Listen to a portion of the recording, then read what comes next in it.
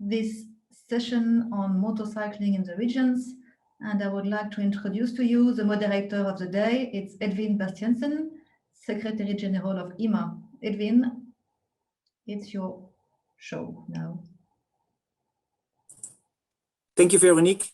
Thank you, Veronique Verpel. Thank you, colleagues from ITF, for this excellent opportunity to organize with, let's say, the motorcycle society, diversity of groups interested in motorcycle safety, to organize a series of workshops. In particular, this one is the second one in the series of workshops on which is now called Motorcycling in the Regions, as part of the Riding in a Safe System. I will be facilitating today's session. It starts now at 2 o'clock. We intend to end at 4 o'clock. As Veronique said, I'm Edwin Bastiaanse, Secretary General of IMMA, the International Motorcycle Manufacturers Association. And I'm very honored to help you through these very interesting presentations that we will have today from speakers from 7 countries or regions who will give us a very interesting overview of what is motorcycling like. As I mentioned, this workshop is hosted by the International Transport Forum and jointly organized with the Swedish Transport Administration, which also hosted the International the Global Ministerial Conference on Road Safety last year in February 2020. It's also organized with the rider organizations, FEMA, and the FIM, the International Motorcycling Federation, as well as the Swedish Motorcyclists organization, the Motorcycling Industry Associations, IMMA and ACEM, the motorcycling industry in Europe, and there are 2 research organizations, namely the University Gustav Eiffel and the Swedish VTI. So the goal of what we're going to do is to study and understand what motorcycling is like, so that we are preparing the grounds for the work that will happen in the coming weeks to look into very detailed groups on specific topics. So there will be next week 6 specific parallel sessions that will address very specific items: modal shift and urban needs, sustainable practices, work-related issues and procurement, vehicle safety, protective safety and ITS, training, education and licensing, road infrastructure, and speed issues. And as if that's not nothing, there's also an important issue of safety of young youth and childs, which also are important to consider when we look at motorcycle safety, not only as passengers, but potentially as riders that should not yet be using a motorcycle, or as pedestrians that could be hit by a motorcycle. So it's from a very broad perspective, we also intend to look at child safety. After that, there'll be a consolidation of all the conclusions and recommendations that will come out of it, so that we can have a set of very clear guidance, recommendations, sort of priority actions that could apply for different stakeholders to improve road safety for this decade towards 2030. So we really want not only to look long term, but also short, medium term. What can we do so that we have a meaningful impact by 2030? Before we can, and I would like to introduce our speakers, we should explain what are we talking about, what is the scope. When we talk about powered two-wheelers, in this case, we focus on mopeds, the L1 vehicles, they are called in the international legislative environment, and motorcycle, the L3 vehicles. So the moped is a vehicle that is generally limited by maximum speed of 45 to 50 kilometers per hour, depending on the country, or limited also with the displacement, the engine displacement. And of course, the vehicle is then also designed accordingly. Then the motorcycle are vehicles which have a design speed that is generally more than 50 kilometers per hour, and that makes the most important distinction to understand the difference between the categories. They may look alike, one is slightly lighter than the other, but what is important to remember is that there is a great number of different types of motorcycles and mopeds in the world, and some of them have 3 wheels, some of them have 2 wheels.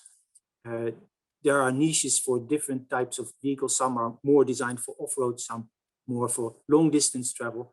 So there is a very large variety that should be remembered. But what they all have in common is that they have generally a small footprint.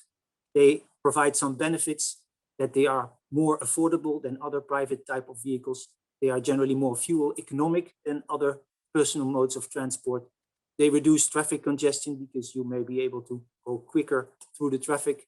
They require smaller parking space and therefore also a quicker door-to-door journeys.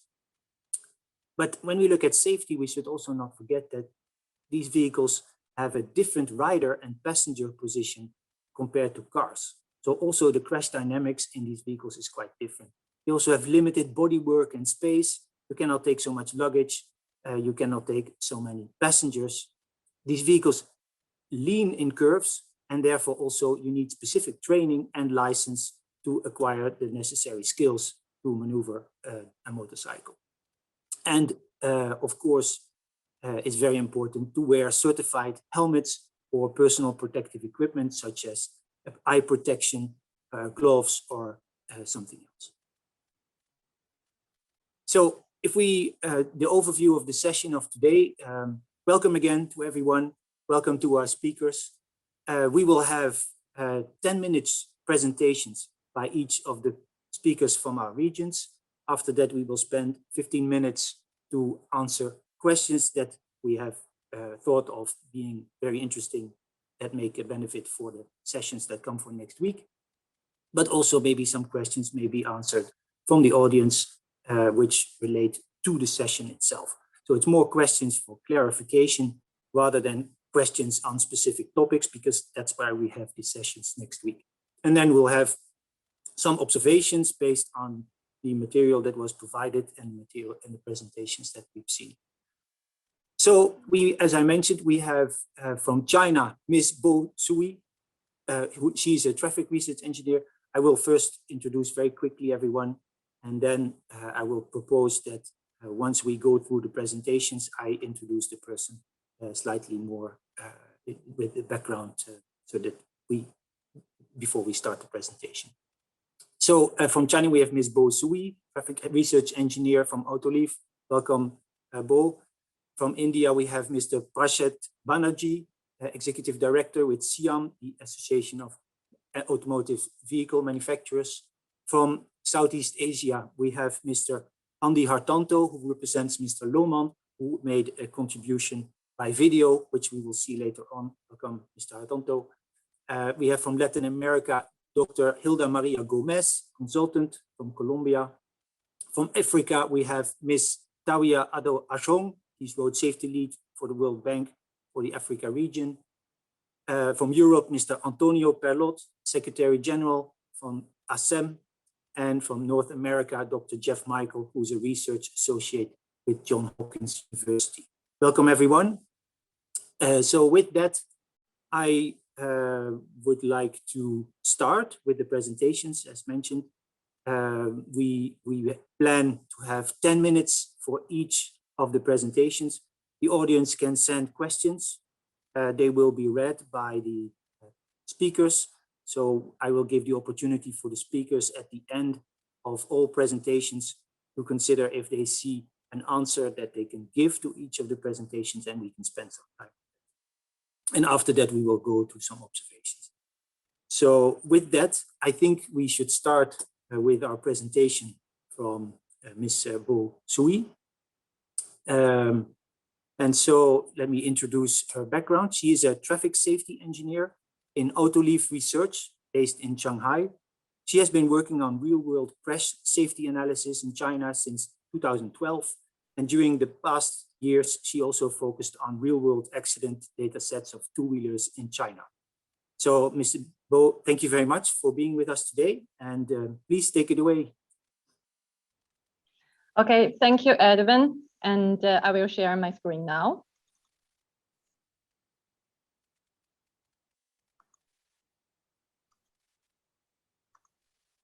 Can you see it now? Yes.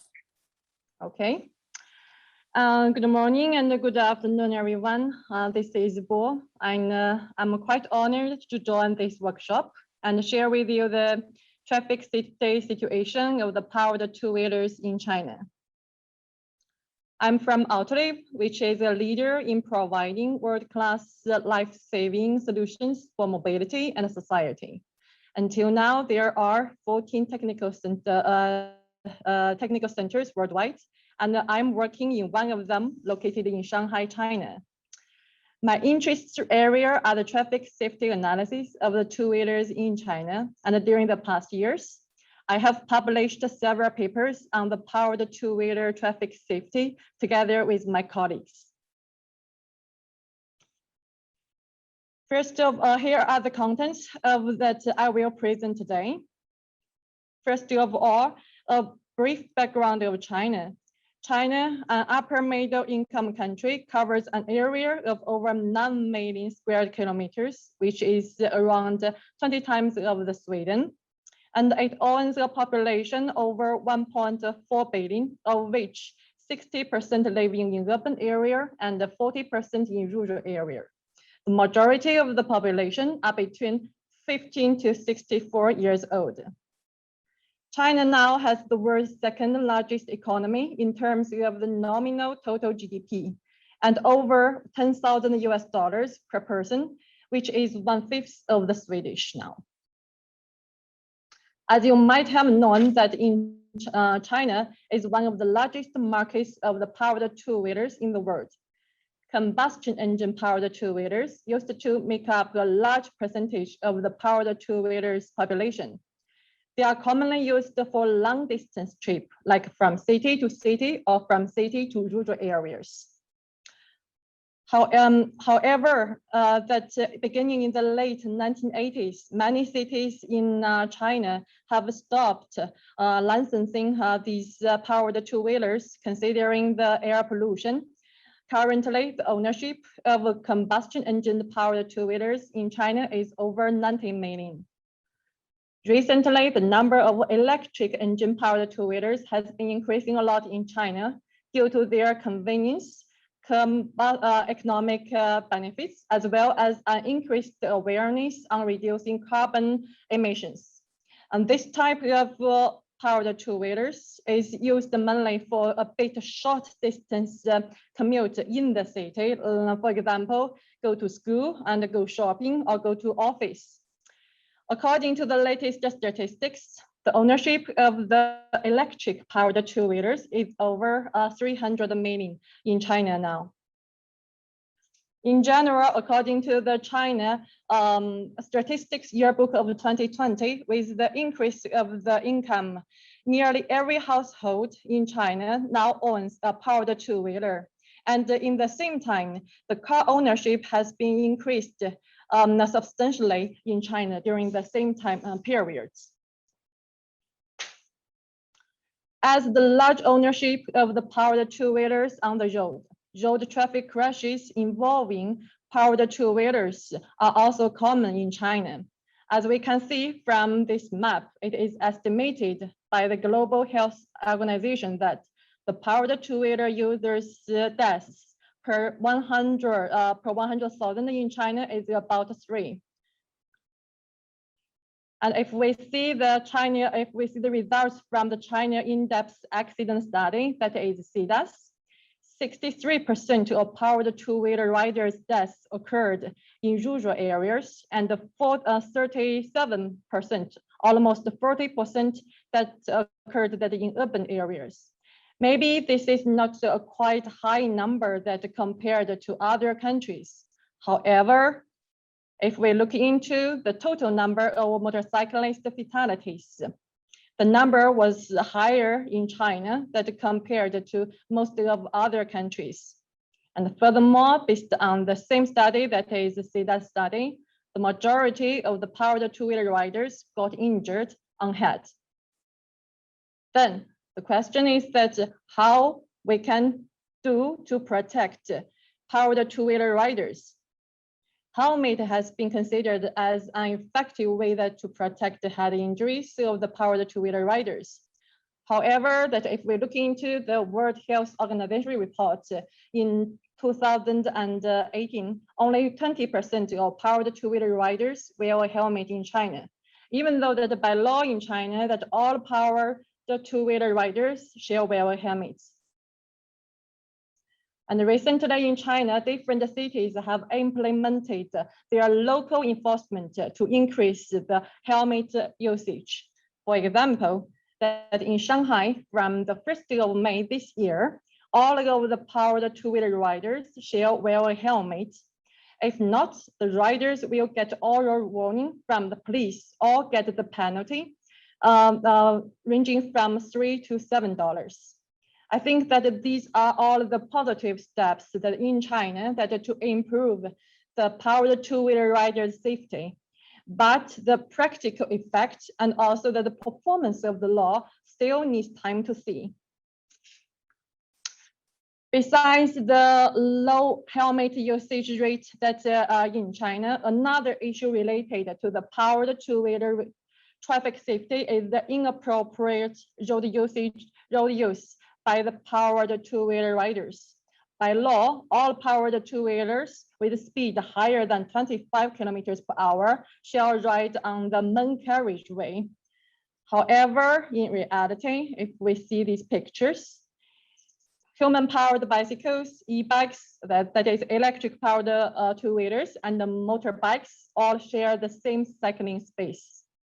And to make this situation even worse, the rapid development of urbanization and the increase of the car ownership that I have showed before that make the cycling space quite narrow and limited for the powered two-wheeler riders in China. If we want to say that the licensing and the training for the powered two-wheeler riders, so that to ride a powered two-wheeler in China, driving license and training are needed. And they have different levels. So E-level license for motorcycles and F level for mopeds, that is light motorcycles. In general, perhaps that the tests for the license are not that challenging, including 2 written tests and also the 2 driving tests. Then you will get the license for the riding or powered two-wheeler in China. Besides that, to improve the powered two-wheeler rider safety in China, a series of national standards on safety are available. For example, that the standards on the test of braking performance, which requires the fitment of the ABS or CBS on the motorcycles, and also that the two-wheeler riders injury performance test during a crash are also available. Meanwhile, if that we see it from the car's perspective, consumer rating programs like CNCAP has developed the head form test, leg form test, and also the two-wheeler AEB test, that is automated emergency braking for cars encountering two-wheelers. In protecting, these tests are designed to evaluate the car's performance in protecting two-wheeler riders' safety. Overall, as we can see that the powered two-wheeler traffic safety in China is a big issue that calling for attention. And it takes much effort, and I believe it will take a lot of effort to improve the powered two-wheeler riders' safety in China. And I hope that by this presentation that can help all of us to think about what else that we can do to help improve the powered two-wheelers traffic safety in China. I think that's all for my sharing today. And if you have any questions, please feel free to contact with me. Thank you.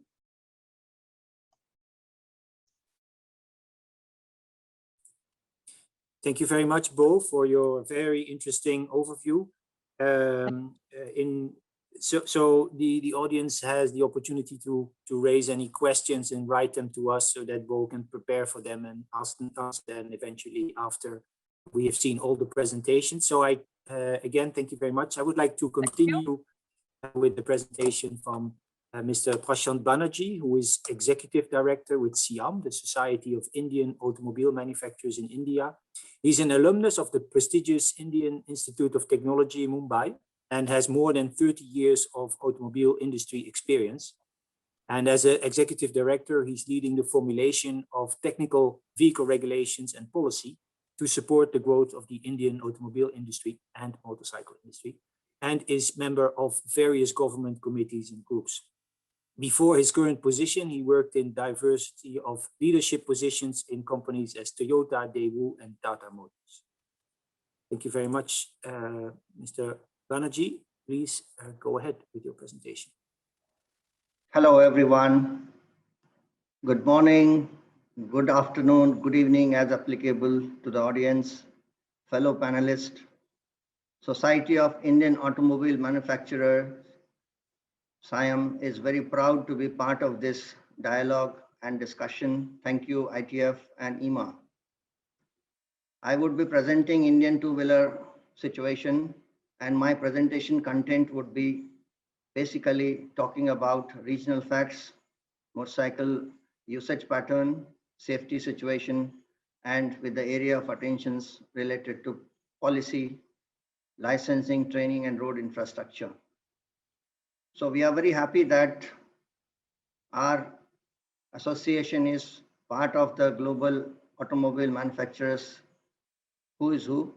And if you see here, you will be seeing that we have two-wheeler manufacturers, 12 in numbers from all over the world, passenger vehicles 20, commercial 11, three-wheelers 6, and engine manufacturers 3.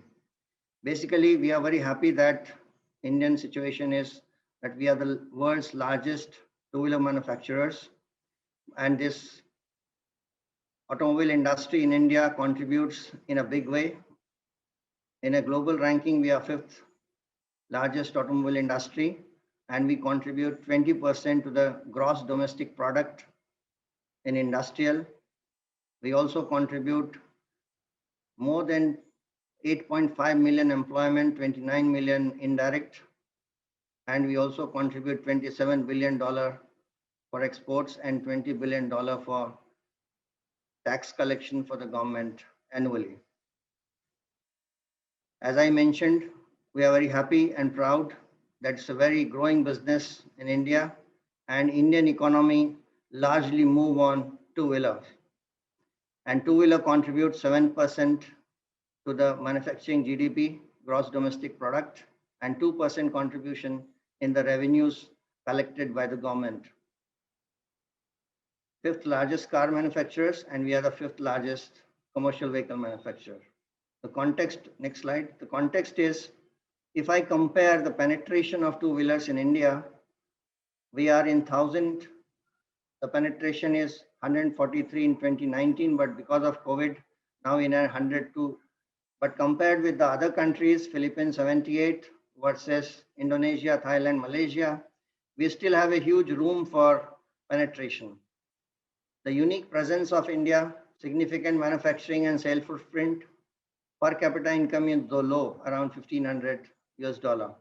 Favorable demography, distribution, 70% population is below 35 years of age, a huge pool of potential vehicle buyers.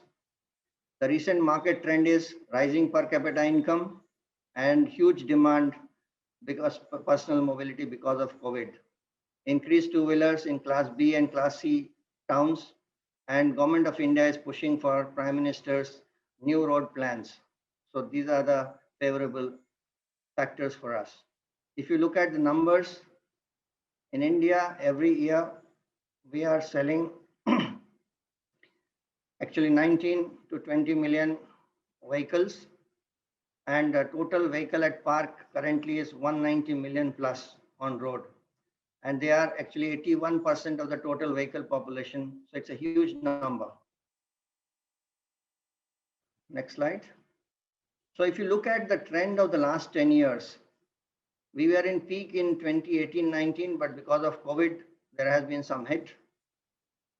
If you look at the slide below, the last 5 quarters, COVID had impacted badly, but now we are looking upward. Though there was a second COVID wave which has impacted, but we are hopeful that two-wheeler industry will come back. Export, we are exporting 145 countries, and 50% of the value is going to the first 5 countries, which is shown here. Now, if you look at the unique mobility trend and India's primary mode of transport trend, then 33% of the owners of the two-wheelers use it daily for their work. And 60% of the household in rural area possess two-wheelers. So as it is shown in China case, it's 100% household. So we still have a 40% household not having two-wheelers. So we are hopeful that this market will grow very fast. And also the two-wheelers are being attracted in the million-plus cities, 70% in numbers. And we are seeing that annual income of household driving, most two-wheeler sales are 4,000 to 7,000 USD. The most important factor for buying of two-wheeler is high fuel efficiency, ease of handling, better balance, large wheels, adequate performance levels. The factors which are challenging mobility in India, broadly traffic concerns, which has a congestion, traffic mix, pedestrian safety concerns, and regulatory concerns, mindset of people, enforcement challenges, driving discipline, and overspeeding. Infrastructure related limitations are there. The conspicuity on the road because of the roads are dimly lit are challenge, and sometimes some specific cities we have a huge pollution concerns. So that is also a challenge. But the road accidents, #1 cause of death among the age group of 15 to 29, and as per World Bank, it is causing socio-economic cost in a big way to 3.14% of the gross domestic product. It is well known that road fatalities, more than 35% is caused by two-wheelers. And if you see why two-wheelers are facing the challenge in India, then it is two-wheeler to two-wheeler accidents are leading to fatalities, and two-wheeler to pedestrians. These are the highest number, and then after that, bicycle and non-motorized. So basically, this fatality trend is also plotted against the last 5 years number. As I mentioned, that 20 million vehicles are added every year, two-wheelers in India, but still the fatalities are not increasing in that number. So in a way, there is marginal improvement, but a long way to go. We have to meet the UN Decade of Action Safety targets, which is very challenging.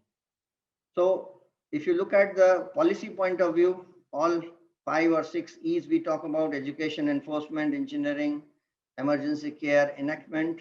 We have an improved infrastructure, road engineering. We have an improved vehicle technology, which I will show in subsequent slides. Enforcement point of view, government has taken many decisions. Education and training, huge impetus is there, and some kind of technology intervention in terms of intelligent camera and helmet supply has been mandated along with the each vehicle sale. So therefore, huge impact is there on the safety of two-wheeler riders. So mobility policy for two-wheeler with a focus on safety. We have unique improvements on two-wheelers design related to loose cloth wearing pillion riders. Protective devices have been included. During rainy season, spray suppression system has been mandated. There are additional requirements of first aid kit, wheel rims, gradability, brake hose. These are the unique India requirement over and above what is mandated in Europe. A lot of focus has been given now by India on alternate fuels like E20 and E100. So related to that also, new policy initiatives are being pushed. Motor Vehicle Act has been amended with a higher and stricter fines for better enforcement. And as I mentioned, that wearing of helmet by riders are very limited. So therefore it has been mandated once again that 2 helmets will be sold with each vehicle sale. Prime Minister has desired and introduced road plans for better connectivity of rural areas. So that will also help penetrate two-wheeler market.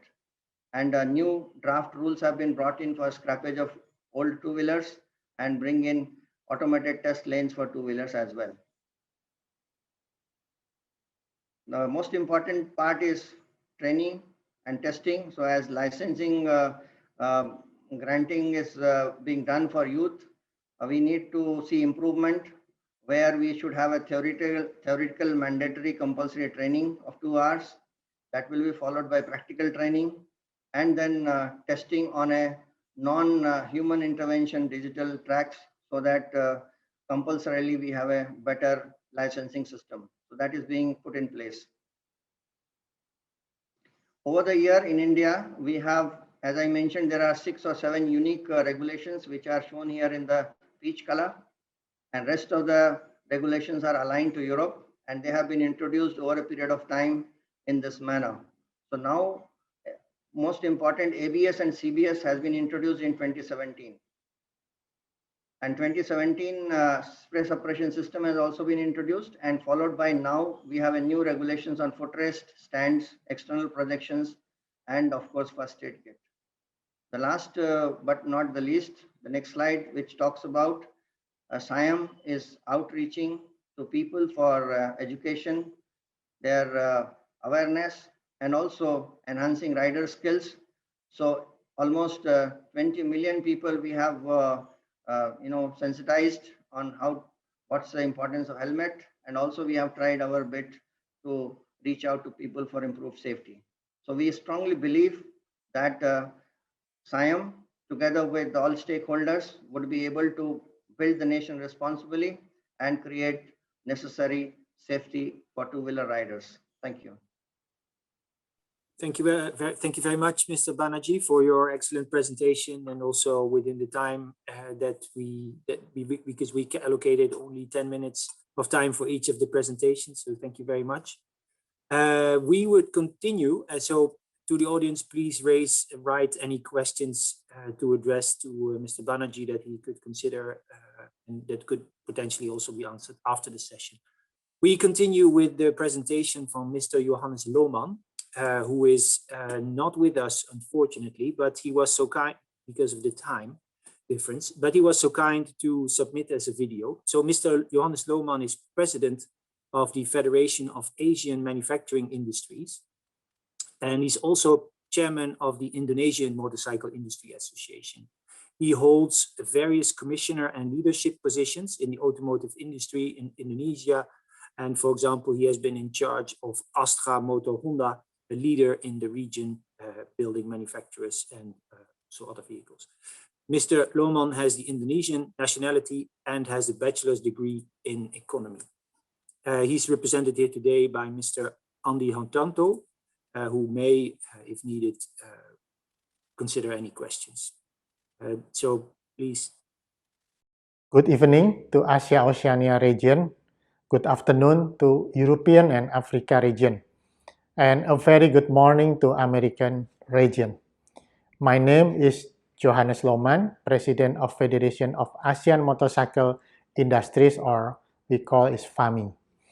Our members included Indonesia, Japan, Malaysia, Philippines, Thailand, Taiwan, and Vietnam.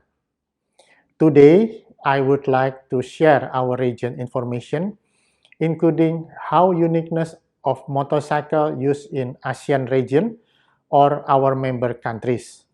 Then I would like to share a research finding of accident investigation in Thailand, and I would like to give some sample of our members' activities to reduce road accidents. Some of FAMI members belong to low and middle income countries.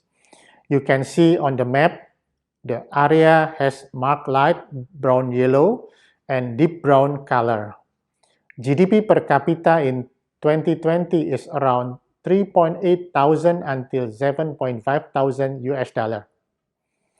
And we look at the population versus fleet vehicle. This region has a highest ratio of motorcycle ownership.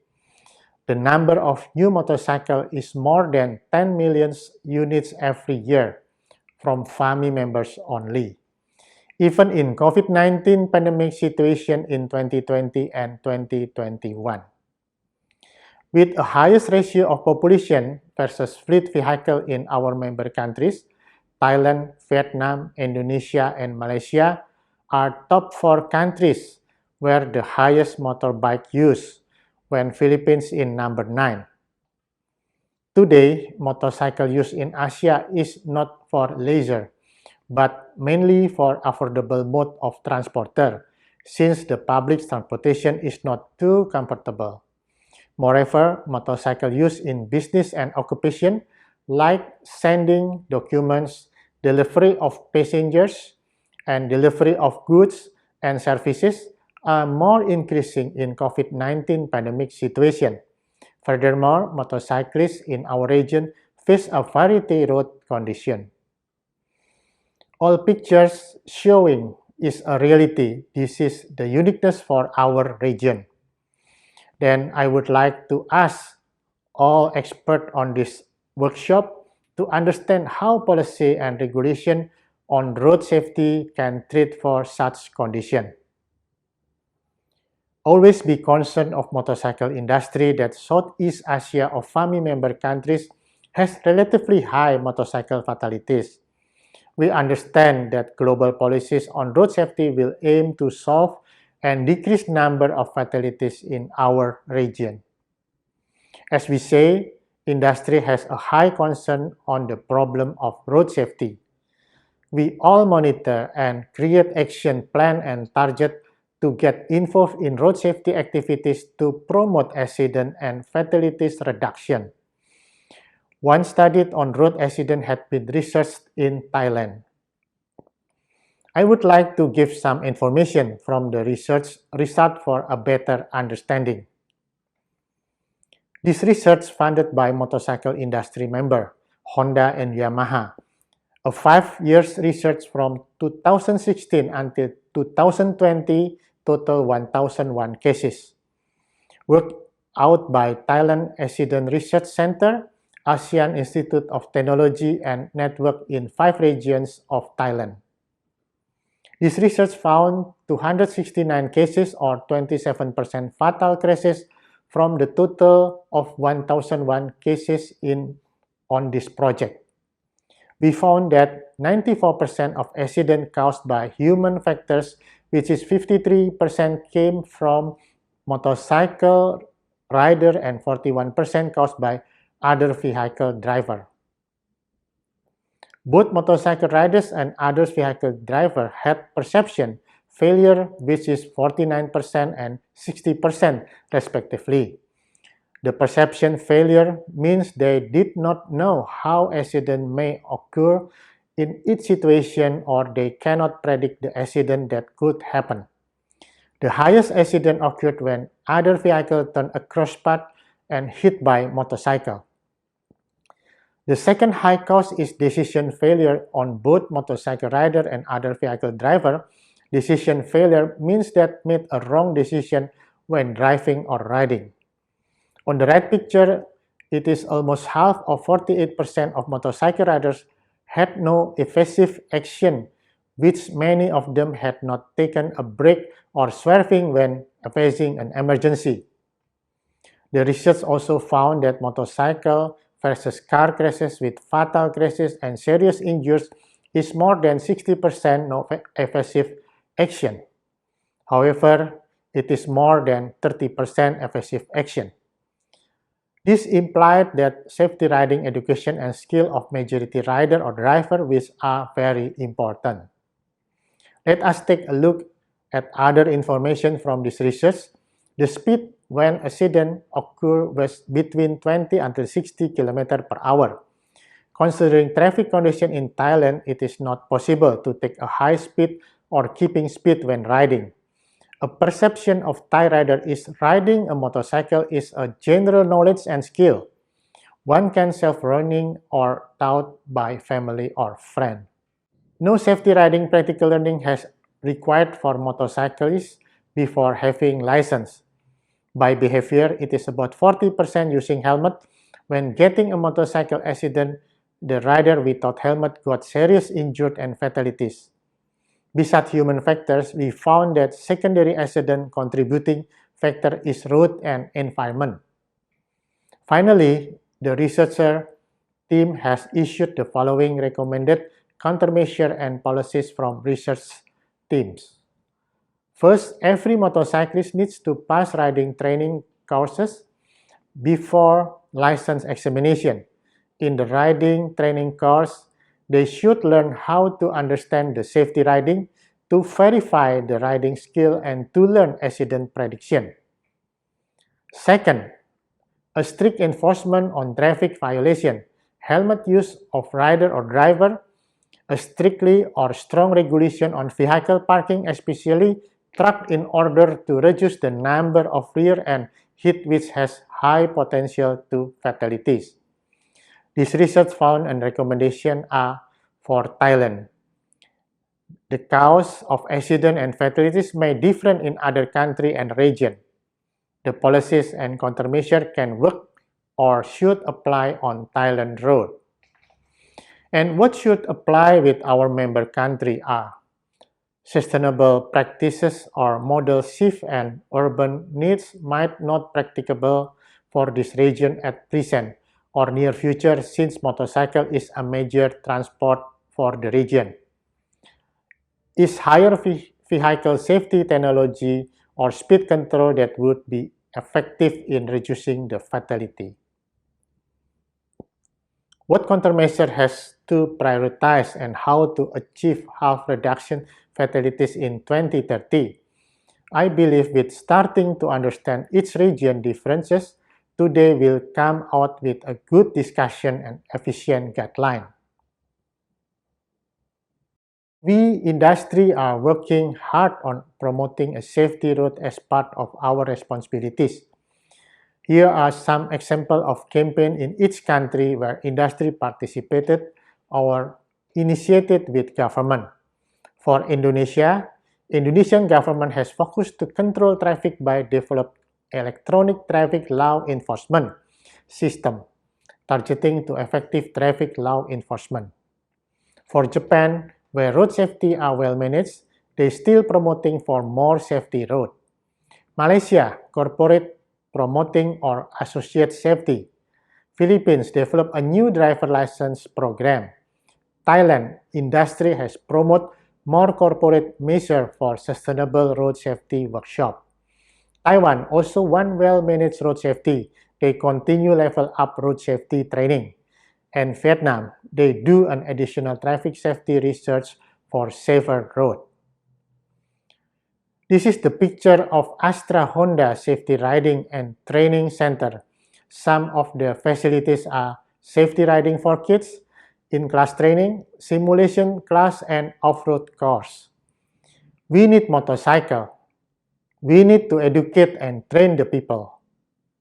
That's all my presentation. Hopefully all information will be useful for this workshop. Thank you for all your attention. Thank you very much to the colleagues from FAMI who made this excellent presentation by video, so it can also be watched afterwards. Of course, all the presentations will be able to be seen afterwards because this session will be, you can watch it again. Very interesting to see also the charts showing how also for India, how COVID had a major impact in the situation, in the economy and in the mobility of motorcycles. And also how important it is to have the in-depth crash investigations for Thailand, even as it is a start, that helps also thinking for other regions. So the importance of in-depth crash investigations. So let me continue introducing for the next presentation, which will be about Latin America. Latin America means not only the South America, it's broader, it's Latin America. Dr. Hilda Maria Gomez will explain which region she will be speaking about. As she's a former director of the Colombian National Road Safety Agency. Before that, she was a road safety leader in the CAF, the Development Bank of Latin America, for nearly 9 years, where she designed and led motorcyclist safety programs for that region.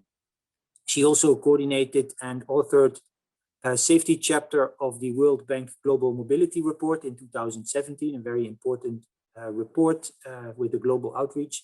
And she led the formulation of the initiative for road safety in Latin America and the Caribbean when she was a road safety leader also with the Inter-American Development Bank before she joined the CAF. She holds a PhD in roads, canals and ports from the Polytechnic University of Valencia in Spain. So thank you for being with us.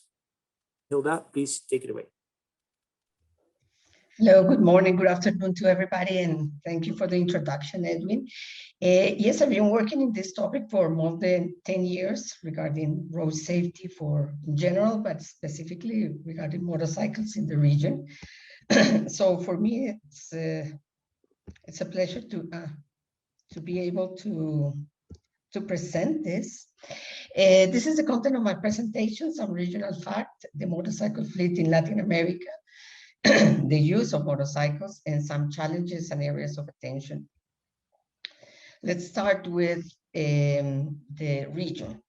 Basically, the Latin American region is from Mexico to the south of America, where population of more than 600 million inhabitants, where Mexico and Brazil have more than half of that population. And the rest of the population is in the other 17 countries, with 19 countries in total, with a GDP of 4,500 billions, and with a big variation between countries from 1,490 to 12. So we're a diverse region. Regarding the motorcycle fleet in Latin America, I will start with something that I think is very important. Before 2000, the power two-wheelers fleet in Latin America was very, very small. And more or less at that time, it started to grow and very fast. And this has consequences. Some data I could gather is in 2008, we had 8 million motorcycles in the region. In 2016, we had 46,000. And now we have a lot more. We can see countries that have right now more than 35% of their total vehicles fleet being motorcycles. In Uruguay is 55, Colombia 57, Argentina 44, Dominican Republic 55, Paraguay 36. And we have data like this one of Paraguay from a recent research they did is between 2011 and 2019, the growth of power two-wheelers there were more than 300%. So this is something very challenging, and we have graphs like the ones you see in the slide here of how it is growing. Why are the reasons for this? First of all, lack or poor public transportation. We have many regions many cities, many rural areas where there's no public transportation, or bad, and in cities. We have high congested cities, and we found that the motorcycle is the way to move in the city in a fast way. That has been mentioned by other presenters, and that's something that has increased the use of motorcycles. The low cost of motorcycles. They are very cheap. We find motorcycles that are being sold with a payment monthly equivalent to what they would have paid in public transportation. So it's very easy to buy it. It's possibility of work. We are a middle income region, more or less. We have many poor people. And they found that the motorcycle gives them the way to get income in many ways. Doing motor taxi or public transportation, delivery, and many others. So it's a possibility to work, and that's something very important. And a door-to-door transport. Here you can see some of the uses, the use of the motorcycle as a family vehicle that includes children riding of all ages. The people that work with the motorcycle, the public transportation. These are pictures of different vehicles that are used, but unfortunately the power two-wheeler is used for transporting children. Leisure, the leisure in the region is not something worrying from the point of view of road safety.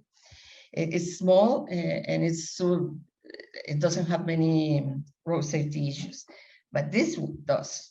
The motorcycle is becoming a bus school in many regions, not only in rural areas, but in some places in cities. The motorcycle has become the school bus. Some data of the use, they're mostly young people, poor people. The motorcycles that ride in the region are mostly small, less than 125 cc. No ABS or CBS mandatory. in most of the countries.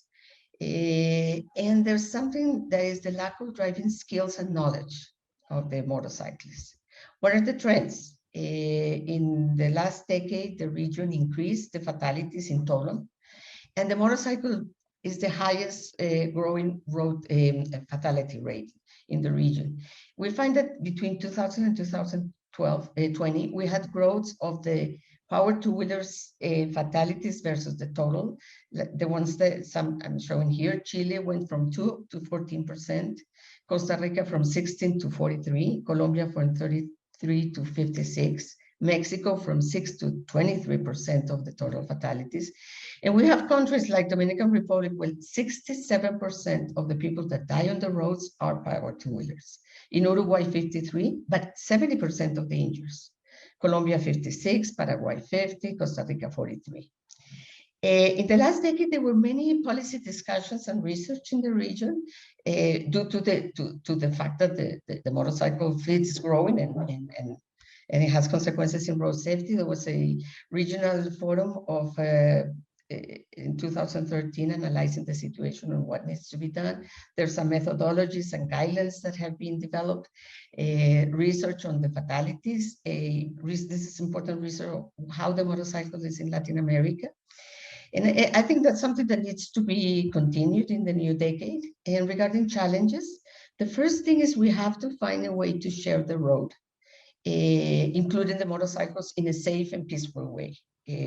Since the roads 10 or 15 years ago were mainly with cars, and now we have the motorcycle. There's some kind of conflict, not only from the point of view of road safety, but from the point of view of the use and the safety. So we have to include motorcyclists in the mobility plans of the countries and the cities, have it explicit. We have to include motorcycles chapters in road safety plans, analyzing all the needs of what you have to take in account to have the power two-wheeler safety. We have to share the road in a safe way. It's not only the motorcycle, but the rest of the users. We have already some examples of these kinds of plans where the motorcycle is analyzed in a comprehensive way. We need to find regulations and a way to make the work of motorcycle is safe. We have to include the responsibility of those who hire the motorcyclists in their safety. Riding a motorcycle is something that is risky, and if you work on a motorcycle, it needs to be taken in account from the labor of something that is risky and needs a special treatment. Training is something that is very needed in the region. We need to have mandatory training. We need to have specialized places where the new drivers can learn. One of the causes of crashes is the lack of driving skills, especially braking. People don't know how to brake. And the licensing, we need to incorporate practical examinations in the process of getting a driver license for power two-wheelers. It is not like that right now. For instance, in Colombia, we have information that more than 50% of the injuries occur in the first 2 years of driving. Road infrastructure. We need to introduce the needs of power two-wheelers in the planning, design, and operation of the roads. We need to train engineers on the motorcycle needs. Not in the process of designing and building roads, the risk of power two-wheelers is not now so highlighted. For instance, I'm just putting some examples here. A pothole, a debris on a road is something that for a power two-wheeler is very risky. For a car, not so much. This kind of things in the surface, any irregularity in the surface is very risky for the power two-wheeler. This kind of marking is wonderful for pedestrians, but if you don't use the right painting that doesn't get slippery when it rains, it's very dangerous for a motorcyclist. This is something that is recommended for road engineers to have on the shoulder of roads, this kind of material. For a power two-wheeler, is not so good. Regarding the vehicle and technology, we need to, first of all, the countries in Latin America need to join WP29 and the agreements, 1998-1958 agreement. We need ABS and CBS mandatory brakes. We need to include automatic headlamp ons. And we have to work on other vehicles, especially trucks. We have to have a blind spot mirrors on trucks, make it mandatory. Lateral protection, like the ones you see in this picture, this can save many lives on roads where you have trucks and motorcycles at the same time. Rider equipment, helmets, as have been mentioned, is something that needs to be worked a lot. We have cheap and good quality helmets. And we have to find other ideas for additional passengers that are on the roads on power two-wheelers today. And finally, we know that there's children and youth riding motorcycles of all ages. We know it. It's forbidden in some places, in others no, but we have to work on that. On 2018, we had more than 2,000 children under 14 years died on our roads. And if we take into account that the power two-wheelers are 30% of the deaths in the region, we can talk about more than 600 power two-wheel children under 14 that died on power two-wheelers. We have the responsibility to protect them, and I hope that at the end of this workshop, we have many ideas of what we need to do to have our children safe on the roads. Thank you very much. Thank you, Hilda, for your presentation and also for staying exactly within the time frame allocated for the presentation. It's really interesting to see how child safety is reported to be an issue of importance. Very pleased also to see that you will be one of our experts in the team of this workshop to spend additional time on this child safety issue to look for specific solutions on the topic. Yeah. Let's indeed continue with the next presentation, which will be from Africa, Ms. Taria Ado-Achong. Ms. Ado-Achong is a civil engineer with over 20 years of professional experience in the transport environment. She is the pillar lead for road safety in Africa for the Africa Transport Program, which is a multi-donor funded program housed by the World Bank. She was also a program coordinator for the Global Road Safety Facility, GRSF, from 2010, which is also a multi-donor funding facility, a part of the World Bank. And prior to working for the World Bank, she worked as a consultant transport engineer in Ghana. So thank you, Taria, for joining us and for compiling a very challenging overview on Africa, because it's a continent where data is a little bit more challenging to find. So you did a great effort. So thank you very much. We look forward to see your presentation. So my presentation is going to talk a little bit about regional facts and figures, a little bit about a country example, and then a few country examples. I think the challenge with Africa is that so little research has been done on road safety with regards to motorcycles that I just had to extract from information which is available. And a lot of it is country specific, but sort of using it to kind of project and extrapolate to give a scenario of what's going on in Africa. I will look at some insights for some research which was done by us, some of the things that I think are challenges, and some of the way forward that I think we could go on. These two slides are a little bit about where I work, the SSATP. I'm not going to go into them. The slides will be available, but it's just a donor-funded program which focuses in Africa on transport policy. And road safety is one of our major areas under which we work. So a little bit about facts about Africa.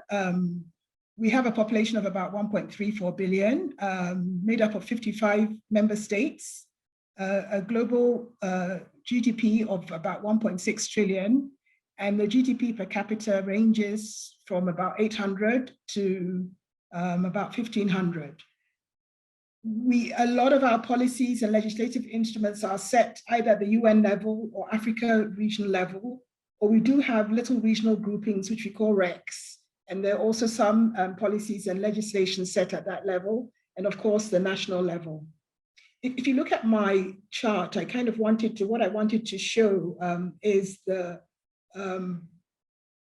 population of Africa and how the population is projected to grow in the coming years. So I thought that had two things to do with a growing population, growing economies, and therefore the growing need for infrastructure and for transport. And we feel that that will very much reflect some of the issues around motorcycles. The AUC has a target of, in the next decade, of reducing the casualties in serious injuries related to road deaths by 50%. This is aligned with the new global plan. So I think one of the key things we can agree on in Africa is that underreporting is a challenge. The data for WHO has only been able to collect data for 26 out of the 55 countries.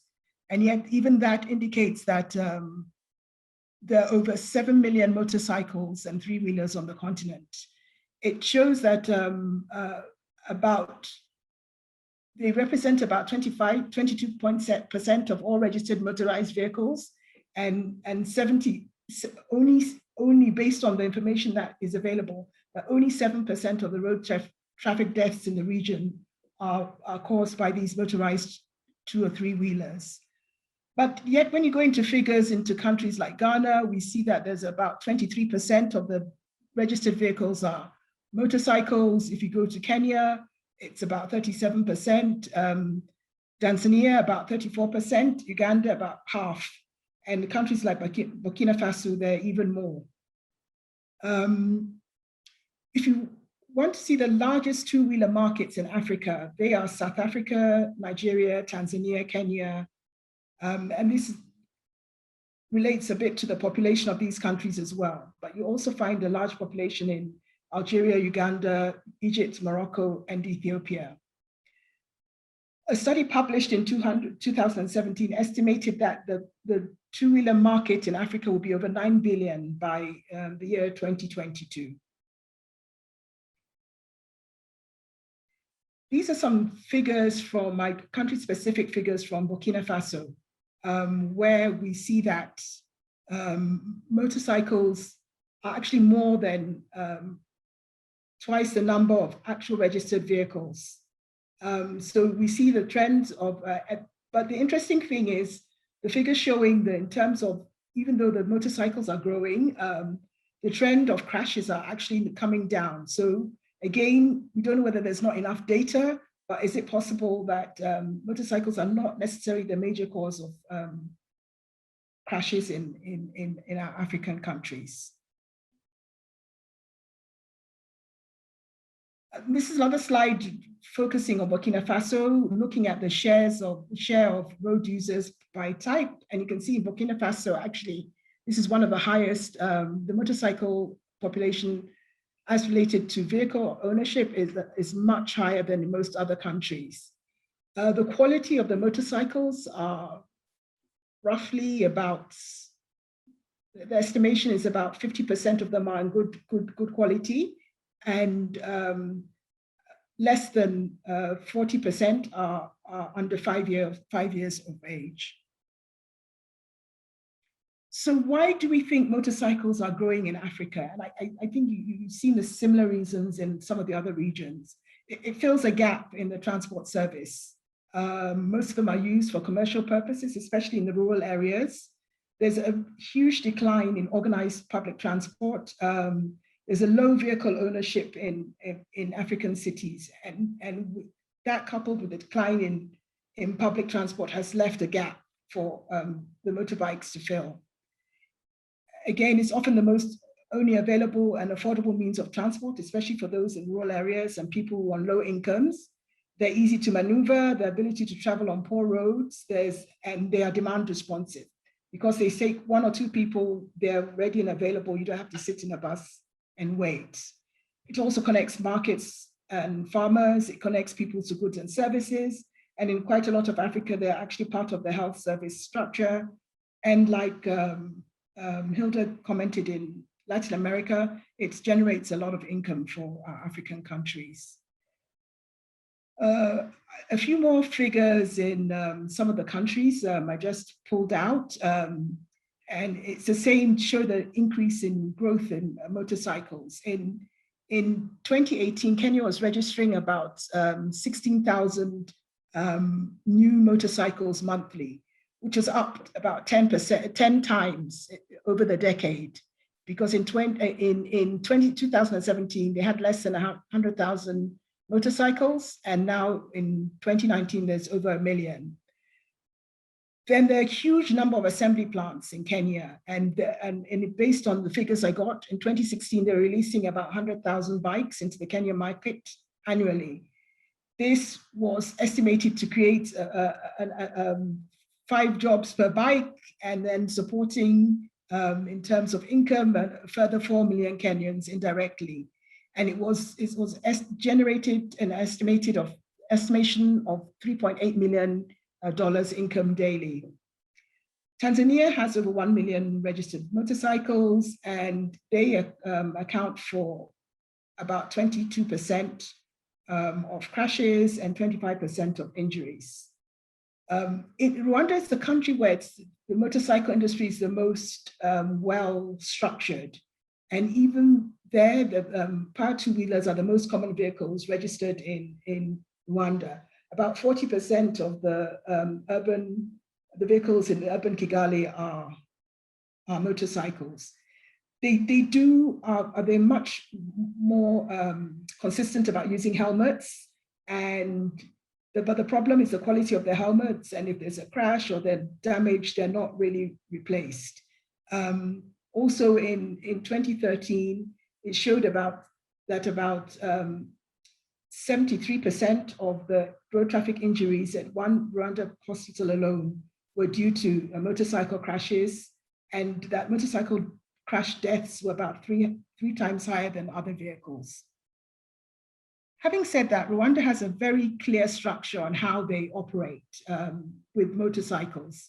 They have about 30,000 across the country, but most of them are based in Kigali. And they have a very clear structure on how motorcycles operate within the city of Kigali and across the country. So it starts with the Ministry of Infrastructure, which develops the policies. It goes to the Rwanda Cooperative Association, which is the agency which is in charge of the cooperatives which operate in the country and which provide technical support and monitor daily operations. The local authorities are involved in registering these cooperatives, and they provide parking and they support the development of their operations.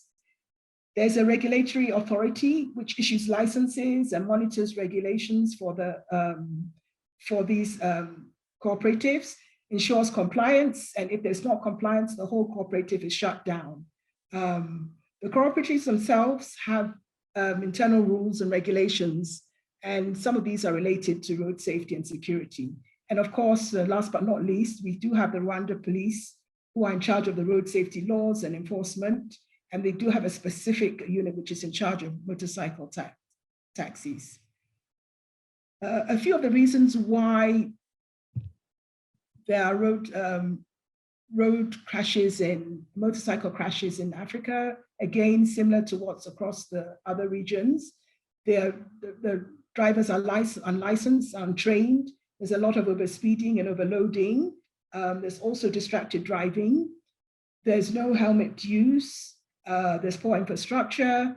There's poor post-crash care. There's very little in the way of insurance to cover people when the crashes do occur. Low regulations and enforcement laws. There's a lack of knowledge and respect of traffic laws, lack of safety awareness, lack of control in the case of motorbikes, rider fatigue, and as I said, the bottom line is there's an absence of transport policy regionally in terms of motorcycle safety. This was a study which was done by VIAS, the Belgian Road Safety Institute, and it was an e-survey on road user attitudes towards certain things around road safety in Africa. And I just extracted a little bit of information that I saw around motorcycles. And I think one of the things that came out amongst the African respondents was that 30% of the cyclists tend to use their phones while riding. Almost half did not wear helmets. About 40% reported to exceeding the speed limits. Generally, about half thought that the motorcycles are unsafe, and more than very close to 85% thought that if there were road safety policy measures put in place regarding mandatory helmets, they would find that as a very useful thing. So, and I just showed a couple of graphs showing the frequency of the motorcycle as a transport mode in those countries. And as you can see, we're talking about Benin, Cameroon, Nigeria, Ghana, Kenya, Uganda, Morocco, Egypt, Tunisia, Ivory Coast, Zimbabwe, and Zambia.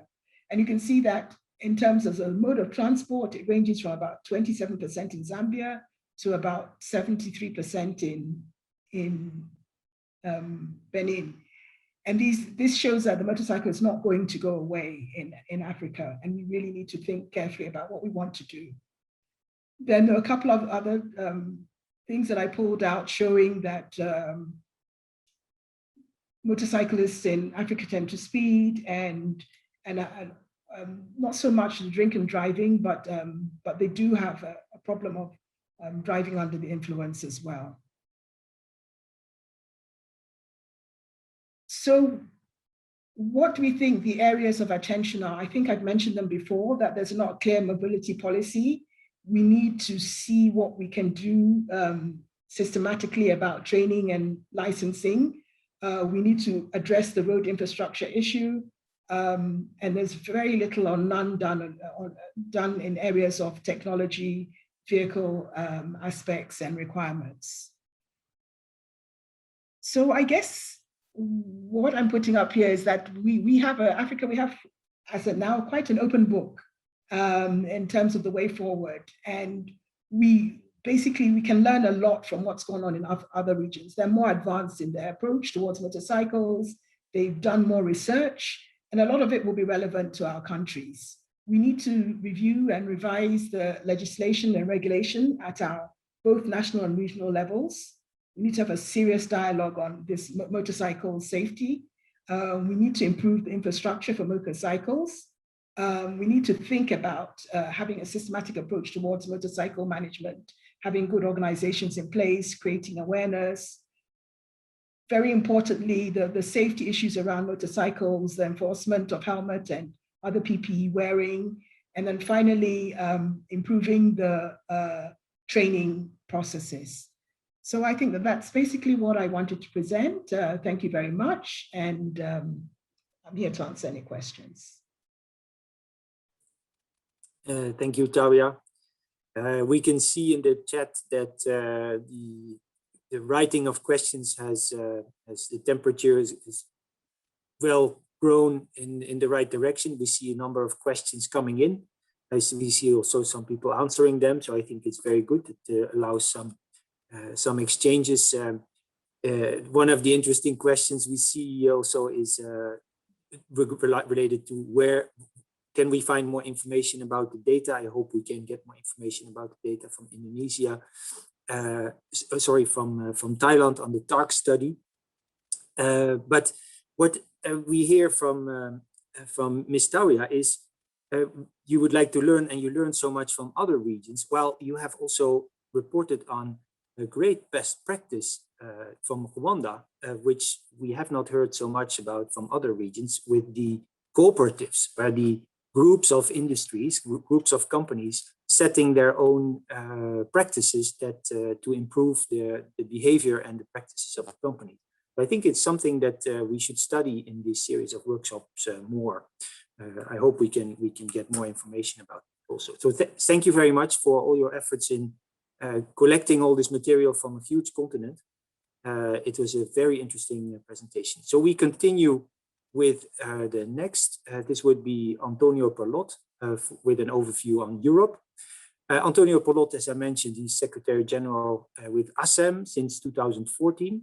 Prior to leading the association and representing the experience of the manufacturing industry towards the institutions in Europe, in Brussels, he was also a Secretary General of the Federation of European Motorcyclists Association, so the rider organization, who has a very broad experience in the field of motorcycle use and business, as well as safety and all other policy domains. And prior to that, he worked as a public affairs consultant representing clients for different industry sectors, and before that in the NGO sector. So he holds a bachelor in political science from La Sapienza University and a master in diplomatic studies. Antonio, please go ahead. Thank you, Edwin. I hope you can see my screen. Is the presentation? Yes, okay, perfect. Thank you. So greetings from Brussels to all panelists and also to people online. I'm very pleased to join you today and to provide you a overview of the EU specificities when it comes to motorcycle safety. The structure is very similar to what has been presented by other speakers so far, and I will try to stress what the EU has been doing and what are the plans ongoing at the moment when it comes to the region, as well as also at the very end, a few words about the activities of ASEM. Maybe just by way of introduction, if I may, a few words about ASEM. So we bring together the main motorcycle manufacturers that are active in Europe. They're all global players. You will recognize the names on the screen.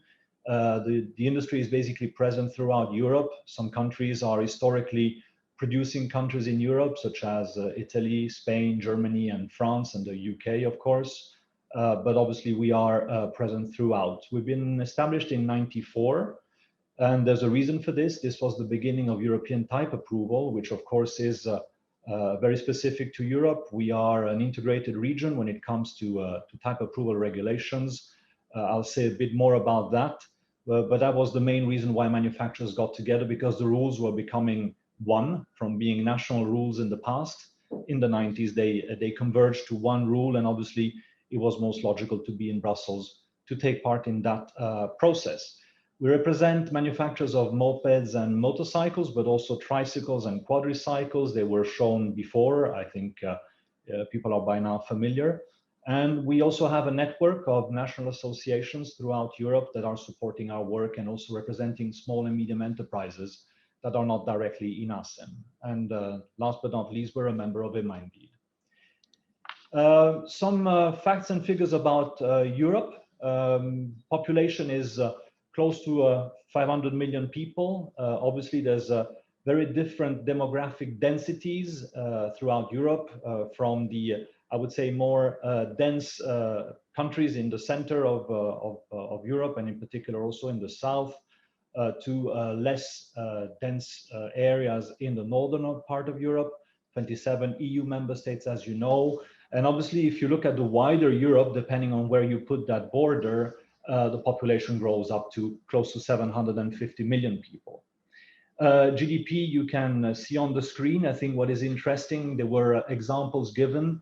It is not on my slide, but there are very large differences also within Europe, where at one end you have countries like Luxembourg and Ireland with close to 100,000 euros per capita GDP, whilst the average, if you like, is between 40 and 60,000, and it goes down to, I would say, 30, 20,000 in some cases, in particular when you look at Eastern Europe, which of course, as you know, many of these countries joined the European Union at a later stage and have a different history. I already said something about policies and legislative instruments. What is interesting, there's of course, at European level, part of the regulations are, if you like, decided centrally. As I mentioned, type approval is one example. There's obviously wide usage of UN regulations when it comes to our sector. And this is, of course, referenced in type approval, and we're using the 1958 and 98 agreement regulations for that purpose. There's still, however, quite an important area, and when it comes to motorcycle safety, this area is quite important, that is left down to the national level, and importantly also to the local level. I'll come to that later in the presentation. That being said, what is interesting is that the EU at least sees itself as being a leader in safe and sustainable road transport in the world. I'll cover that in a second, talking about the targets that Europe has set itself. You are familiar perhaps also with the Green Deal, and obviously the fact that also in the environmental field, Europe is trying to look very much forward, and obviously that is also influencing our work in terms of sector.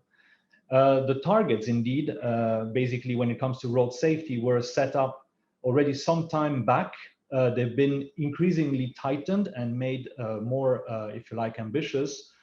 For the period 2020 to 2030, the target is to have a 50% reduction of casualties and serious injuries on the roads, and obviously with a vision that we would reach zero fatalities on the roads by 2050. So that is linked very much to the safe system approach, which we have been already discussing in our work, and I guess we will cover also in the coming days within the work of this event. Maybe some figures about motorcycle use. I hope it is readable on the screen. I will just referring maybe first to some market figures. Obviously, we are in terms of motorcycle market much smaller in terms of the size of the market when it comes to the region compared to some of the regions that we're presenting before. Just to give you an idea, in 2007 we reached a peak of 2.5 million vehicles being sold for the year in Europe. And obviously, following the financial crisis and to give you the latest data, in 2020, the market recovered. We are just at 1.3 million for the whole of Europe, which gives an idea of the scale that is completely different from some of the regions that we're presenting earlier. That being said, if you look at the circulating park, what is interesting is that this circulating park, if you look at the last 20 years, has been constantly growing. And we are now just over 38 million vehicles throughout Europe in terms of power two-wheelers. Obviously, if you make a split between motorcycles and mopeds, you can see on the graph that moped has remained substantially stable. And we've had an increase over the last 20 years, nearly a doubling of the figures related to the circulating park of motorcycles. So this is quite important because it also puts in perspective some of the safety figures I will be presenting in a second. But all in all, we can conclude that there are close to 40 million European citizens that are using power two-wheelers for their mobility or for their leisure activities. Saying a bit more about this, obviously the share is clear in terms of the park. The registrations, and this is the data which I wanted to provide you also today, is if you look at the two main poles of usage of motorcycles in Europe, you can see, or power two-wheelers, I should say, on the left-hand side, the mobility segment. Latest figures we have is from 2019. That represents just over 50% of all registrations, so we're at 54. And of course, a third of these are mopeds. 2/3 of the figure are related to scooters. If you look at the leisure segment, which has been also growing significantly, this is just under 50% of all registrations at 46%. And you can see also on the graph that it translates in a series of different vehicles. Of course, they all have in common having very high standards in terms of quality, in many cases high-end products. So again, here we're looking perhaps at different vehicles than those that were shown in some of the presentations made earlier on. If you were to sort of try and summarize this, of course, there's a huge diversity of vehicles, which you can tell here. The owners are using them for very different patterns of usage and different kinds of purposes. What we can say is that in terms of commuting, this is, of course, an important part of the usage. There's also an aspect which was raised also earlier, which is relating to commercial use of these vehicles, not only the two-wheeled vehicles, but also three- and four-wheeled vehicles, especially for urban logistics, are increasingly used in the cities. Obviously, this is something we will not focus on today, but it's part of the overall picture. If I move on, and this is, again, maybe a huge simplification, if I may say, and it's partly, let's say, an image of the past, but I wanted to show it here. There's this traditional split within Europe seen as a mobility tool. The two-wheeler is a mobility tool in Southern Europe, in particular in the cities, in some of the cities, it is reaching 20 to 25% of the private use of vehicles is related to two-wheelers. And the leisure tool being more specific to Northern Europe. This was the, I would say, traditional split. If you look back to the end of the 80s and the 90s, these differences were very present. They were partly linked to cultural aspects. There's a culture, of course, in the usage of two-wheelers, which is present in different countries. Also linked to the weather aspects, which do influence the use of the vehicles, and also the fact that seasonal riding, of course, applies in Northern Europe, whilst in Southern Europe, this is an activity which is done throughout the year. Now, obviously, with time, these differences have also diminished. We can see an increase in the use of the commuting aspect, especially also in the, I would say, Central and Northern European cities. We do see that happening over the last few decades. This has increased due to congestion issues. So people look at two-wheelers as a solution, perhaps in places where in the past they did not. And in the southern part of Europe, the usage of mopeds, as you saw in the previous slide, has been stabilizing and slightly decreasing. And the usage of, I would say, bigger scooters and also leisure-orientated vehicles, motorcycles, has also increased. So these differences, historically, still there, but of course they have reduced. And we also saw that with COVID, the market was, contrary to our, I would say, initial concerns, confirmed the interest being very much present for these vehicles, and in particular, the fact that they provide answers in urban mobility, ensuring also the sanitary conditions are respected. Motorcycle safety situation, I think this is interesting, and if you saw before the circulating park in the previous graph, with the constant increase of the two-wheelers participation in traffic, we can see also that if you look at the safety figures, we've been managing to ensure in Europe a 20 years of improvements when it comes to the number of fatalities on the roads, both for motorcycles and for moped riders. So here the improvements are shown. Overall, for power two-wheel riders, the improvement was a decrease by 44%, so obviously very positive. For motorcycle riders, we achieved 26% reduction. For moped riders, we were the vehicle with the highest decrease amongst all motorized vehicles at minus 74%. So these are AirTag figures. And the Commission, of course, concluded that these decreases for fatalities in power two-wheelers were in line with the overall reduction trend in the EU. Of course, this is no reason for complacency, very much the contrary. There's a need to continue working, but it does show that there have been improvements in the last period. If you look at another way of looking at these figures, which I think is also interesting, is the ratio of killed riders per 10,000 vehicles. And that is exactly what I was mentioning earlier. When you consider the fact that there was this growth in the park, you can see that the improvement was even bigger than in the previous slide. So here you can see the numbers have gone down. So we are now at a figure for power two-wheelers of 1.10 people killed every 10,000 vehicles, which obviously is very good, but there's still much room for improvement, which we of course all work for. How was this achieved? I think this is probably the question that is most interesting. If the EU is considering itself or has these results, what was the way that was pursued to reach these results? So first of all, there was the fundamental need of understanding how accidents occurred. So we heard about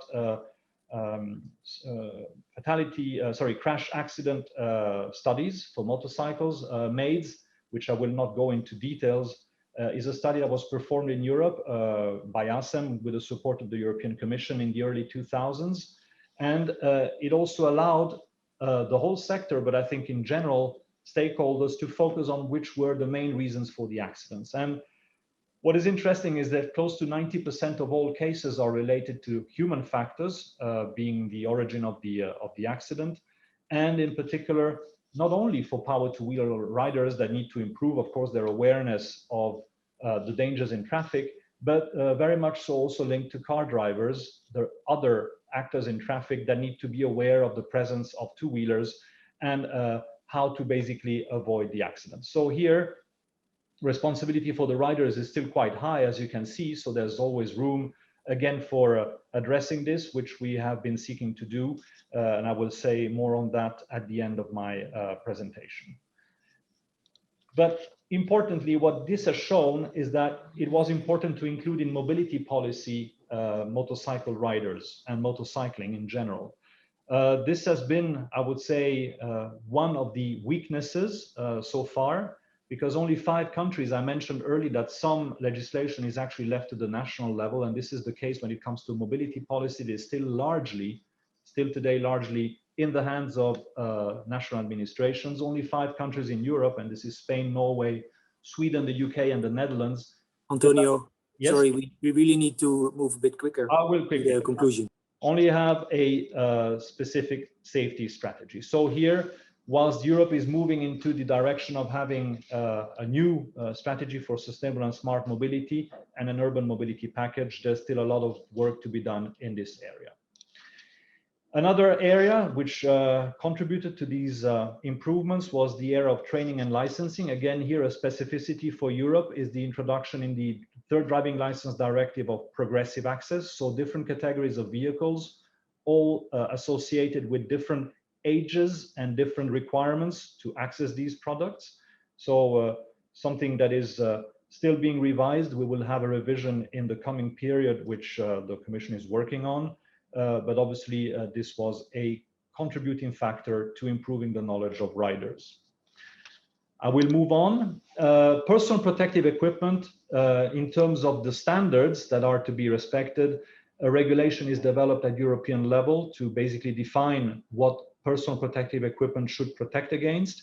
And for motorcycle equipment is of course included, including a modular approach to the protection for these equipment.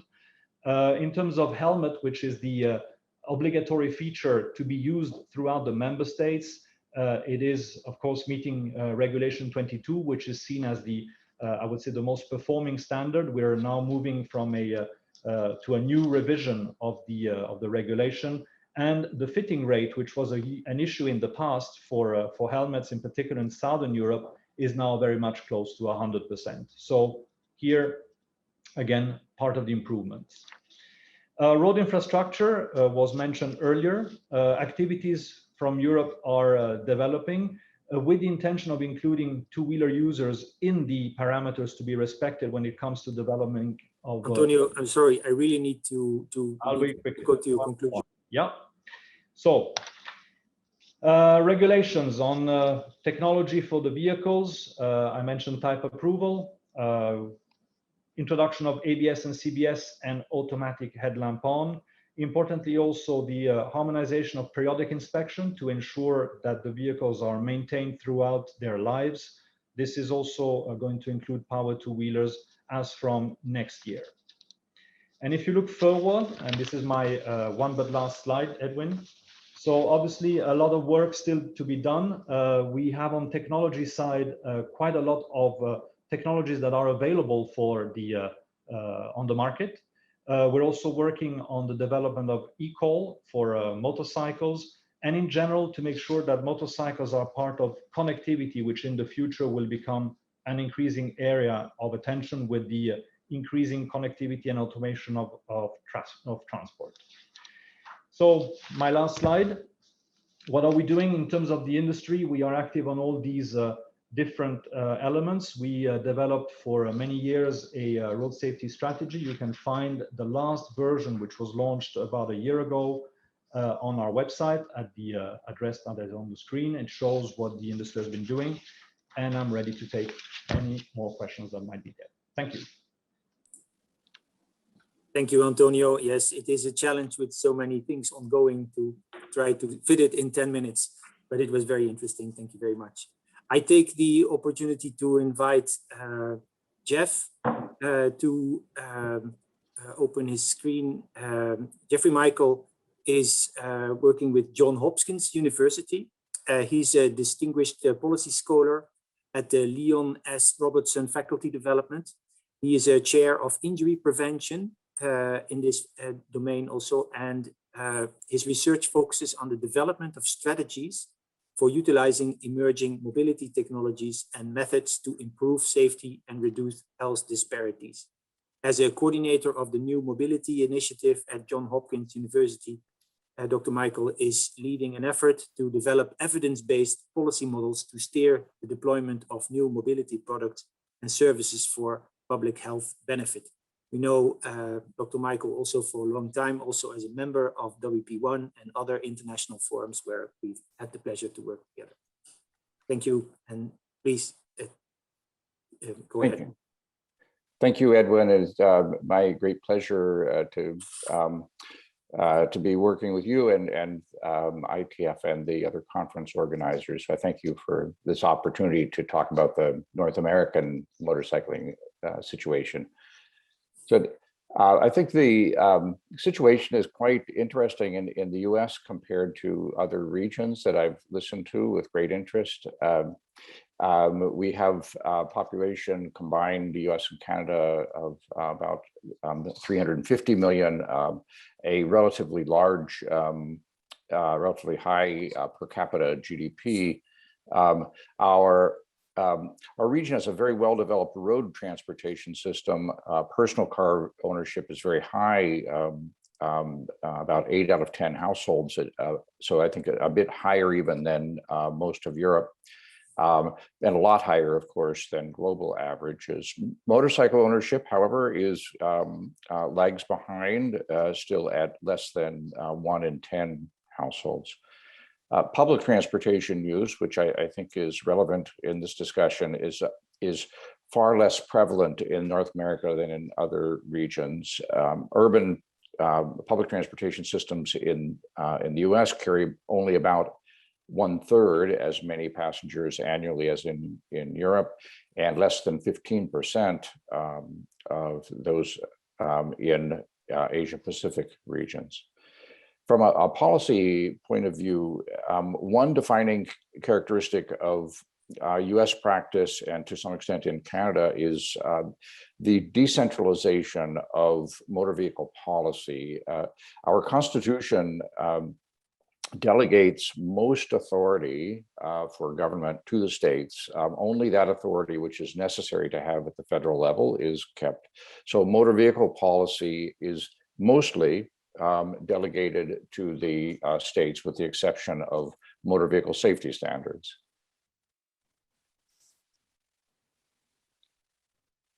If there is one theme that describes the motorcycle situation in the US, it is, I think, that it is a leisure market. It's a market dominated by males, though the proportion of females is growing rapidly. The median age is 50 years of age for motorcycle owners. It's up, it's increasing. It's up from 45 years just 10 years ago, and up from 32 years in 1990. Similarly, the trend is towards higher education levels and higher income levels. I think this situation points to a quite a different situation in the US than in many regions, maybe most like Northern Europe, as described by Antonio, where motorcycles are holding kind of an elite status rather than a primarily utilitarian role.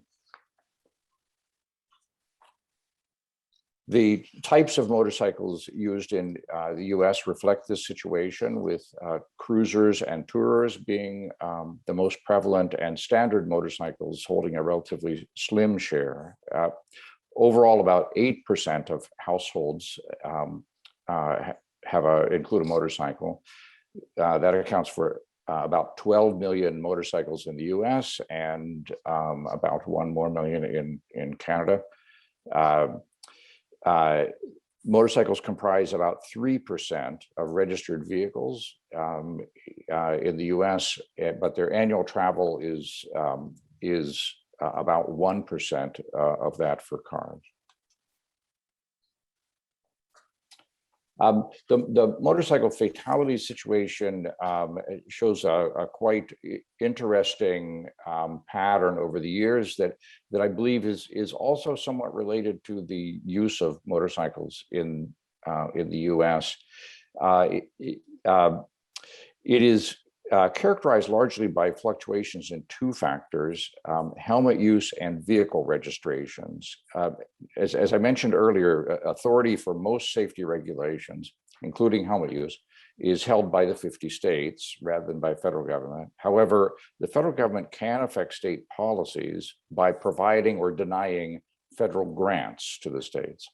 And our history is marked by changes in this federal influence and by corresponding changes in the number of states with helmet laws, the rate of helmet use, and consequently the number of registered vehicles. And the overall situation is that when more helmet laws are enacted, helmet use goes up, but vehicle registrations go down sharply. So looking at this big dip in the center of this histograph, we see a period of more federal influence and therefore more state helmet laws being enacted, but also a drop in registrations by about 1/3. And then on the other side of this big dip in the center, we see a relaxation in federal influence during this period, a drop in the number of state laws, and an 87% increase in motorcycle registrations during this period.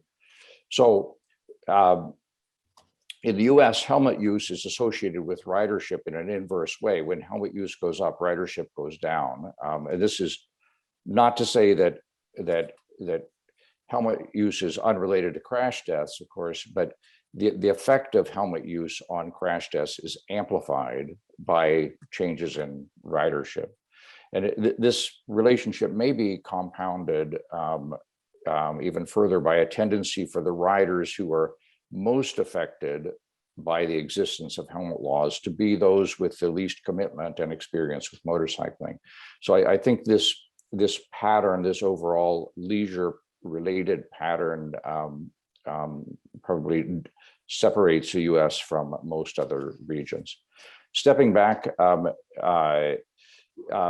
looking at rates of vehicle deaths over time, it's difficult. It has been difficult in the US to track vehicle miles traveled by motorcycle accurately. But if we look at deaths per registration, the curve is somewhat like that shown by Antonio for Europe, a drop of about 1/3 from 1980 to the current time.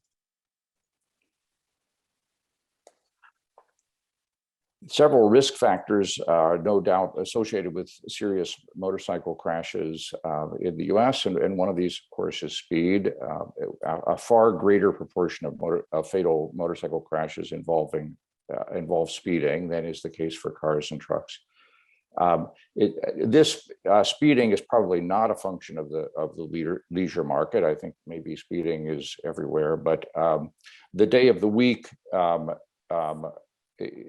to the right probably reflects leisure use.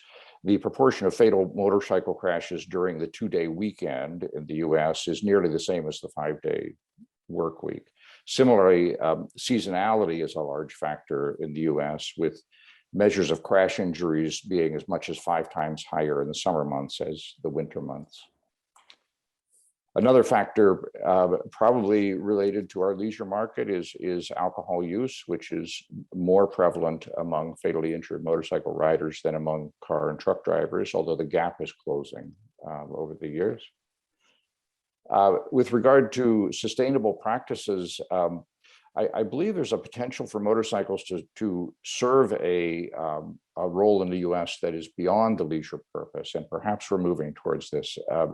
The very rapid growth of micromobility in the US, shared e-scooters, kick scooters, and e-bikes demonstrates that there is a role for niche vehicles in an urban mobility system in the US. Vehicles that provide efficient mobility for certain trip distances and purposes, and could possibly extend the mobility equity in the US, a problem that we are working on right now, extending equity of access to education and employment, possibly.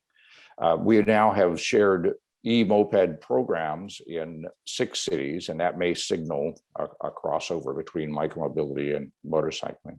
Some state governments have long encouraged practical use of motorcycles by allowing them to use high occupancy vehicle or express lanes to increase efficiency and reduce congestions.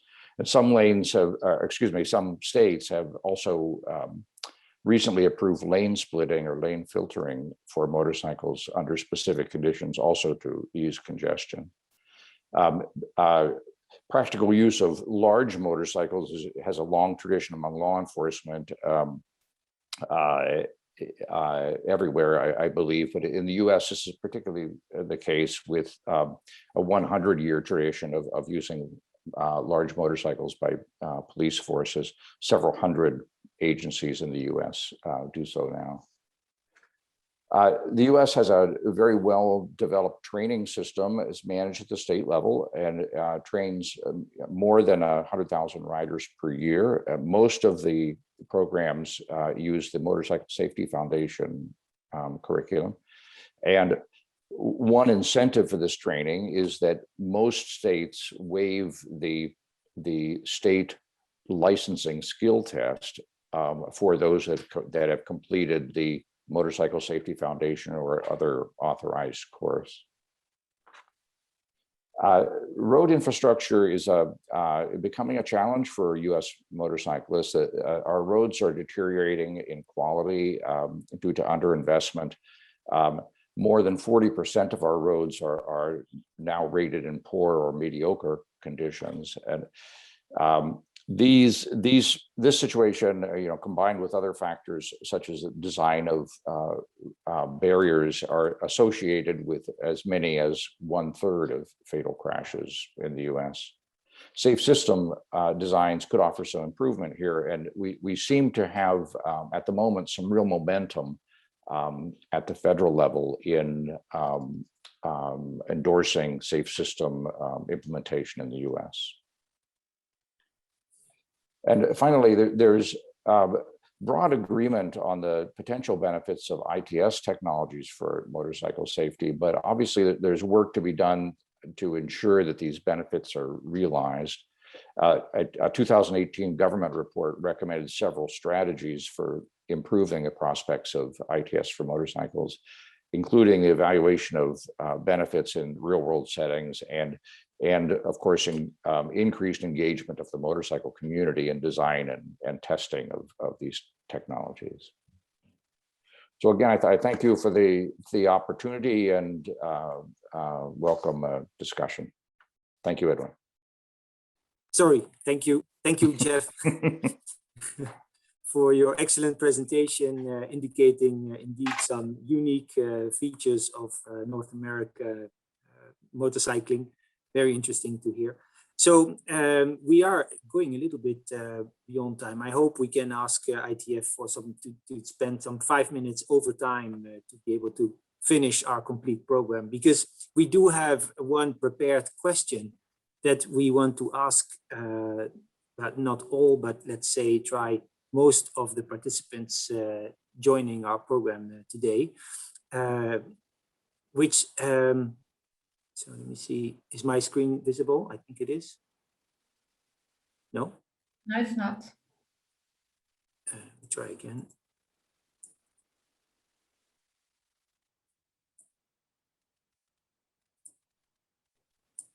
There we go. So there is one question that I would like to ask to our experts from the different regions, and I would like to start with our guest from China, Ms. Bo. And the question I've given to all of you in advance is, because we've had an overview, but let's try and go quickly to where we really want to go with this workshop. What do you think are the 1 or 2 most efficient solutions for reducing the motorcycle fatalities and injuries in your region towards 2030. So finding solutions that actually have an impact within the next upcoming 9 years that we have ahead of us to support the World Health Organization targets. Bo, can you give us your ideas on this? Yes, thank you, Edwin. I think that this is a very, very interesting question. Very good question, actually, because that I have been asking myself that for the same question that many times since I started as a traffic safety researcher at Autoliv. That is what we can do to help so many powered two-wheeler riders in China, how we can protect them. And I just want to share my reflections there. So the first thought that come to many of us might be that, okay, let's try to improve the traffic safety awareness of the users by education and training. As you might see that in China, that many powered two-wheeler riders break the traffic law, and they come from every direction on the road in China. Or we'd like to have a stronger enforcement of the laws for the powered two-wheeler riders, so people can comply and keep safe, like stronger enforcement of the helmet usage law. Actually, I believe that these can be very effective measures, but then I think that if we think about this question deeper and further, it's really enough to rely on these measures. I can share you some examples like that.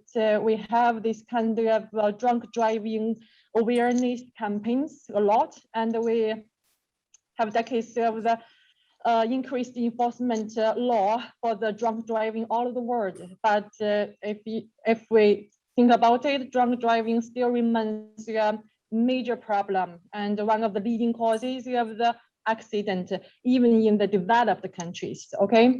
And then another example is also that we still have so many ample weather forecasts and also that warnings, but still that there are millions of people that end up in crash due to the foggy weather or bad weather there because they didn't take the proper precautions. This means that even with training, education, or in strong enforcement of the law, so the clearance can still happen and the riders can still get harmed. Therefore, I think that we should strive to add other more effective and direct measures to prevent crash from happening, or at least to reduce the injuries resulting from the crash, which cannot be avoided, right? So actually, as a research engineer that working on vehicle safety development for almost 10 years, I can see that the effective and correct vehicle safety technologies and products are essential for the improvement of the traffic safety, not only in China, but also that worldwide. If you can see that the passive safety like seat belts and airbags have saved millions of people over the years worldwide, and also that these days that active safeties like ABS, AEB, they have been regarded as have a great potential to prevent the crash from happening and save a lot of lives on road. So that then another question is like that, okay, compared to the safety systems or technologies developed for the in-car occupant, and the safety products that developed for the motorcycles or for the powered two-wheelers are quite limited compared to them. So I think that the correct and effective safety technologies and products designed for these vulnerable road users or powered two-wheeler riders that can save more lives on the road. But if we speak also that deeper, that another challenge. Thank you, Bo. Bo, I think I need to cut you off because I think you were very clear with your first 4 points that you mentioned, mentioning the training, the enforcement, helmet use, and alcohol. I think you've mentioned very clearly what the issues are. We fully agree. There is, it's a package of measures, but I would like to hear from the other participants also their perspective. So I'm sorry to cut you off, but let's make sure that during the workshop we will continue these discussions. Could I ask Ms. Tawia from Africa, Tadu Ashong, could you please give us your perspective on this question? Edwin, I think there are sort of three areas I think we need to do. One, understand the magnitude of the problem. I think that a key problem in Africa is actually the lack of data. I mean, we do know in terms of, if we're looking at it perceptively, that the motorcycles are growing and it will be a continuing part of our transport modes in the years to come, but we don't know and understand the clear problems. So I think that's the first reason. The second thing, I think if you're looking at sort of more practical things, we need to have a systematic approach. And I think the example that I gave of what's being done in Rwanda is a very good approach. If they're there, we recognize them and we see how we have a proper motorcycle management system involving government, local government, having organizations and so on in place. And I think the final one I'd put out now is the importance of the helmet. The motorcycles are there, but having the helmets in place, if there are crashes, it reduces the severity of the injury. So let's make sure that as we are building the knowledge to redefine our program, we do focus on making sure that areas around enforcing helmets and distracted driving and driving under the influence are put in place.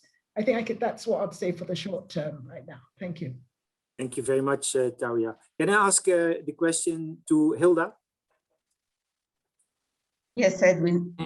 What I would think is what should be done is make a group with all the stakeholders that have to do something with the motorcycle, who he sells, the insurance companies, the motorcycle riders, the governments, the NGOs, and get them together and work on a comprehensive power two-wheeler safety program, analyzing the real situation of what every country or city has regarding the motorcycles, and each of the stakeholders making responsible for their part and reviewing periodically what is going on, how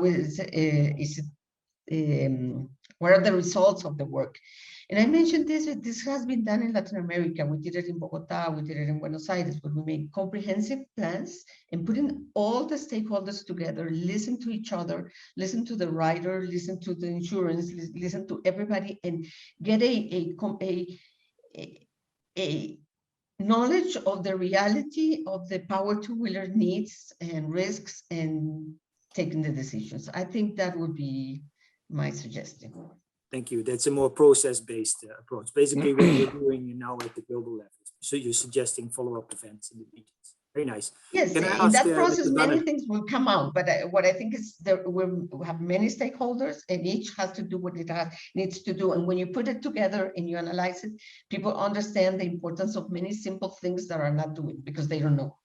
Yeah. Can I ask Mr. Banerjee from India to give us his perspective? Thank you. Considering 20 million power two-wheelers getting added annually in India, and more than 190 million two-wheelers are actually moving the wheels of economy, I believe that behavioral change is essential in youngsters to reduce the fatalities. So therefore, behavioral change can come. There are two ways. One is continuous insistence on education, awareness, and imparting knowledge on importance of safe riding. But youngsters have a lot of energy and speed thrills. So thereby now the technology intervention could be one of the very essential and important tool by which we can perhaps catch them early to sensitize that, look, this is where you are making mistakes. Red lights and other traffic mix is managed well with the intelligent transport systems, traffic management. That will be the easiest solution for India. And Government of India has already modified the Motor Vehicle Act recently to facilitate these initiative implementations. So I believe that for India and in this region, the best way is continuous education and adoption of intelligent technologies. Everybody has a mobile, everybody has now a new systems where intelligent speed alerts can be utilized. So speed management is one of the very essential part of it. Thank you. Very interesting, very interesting. Thank you.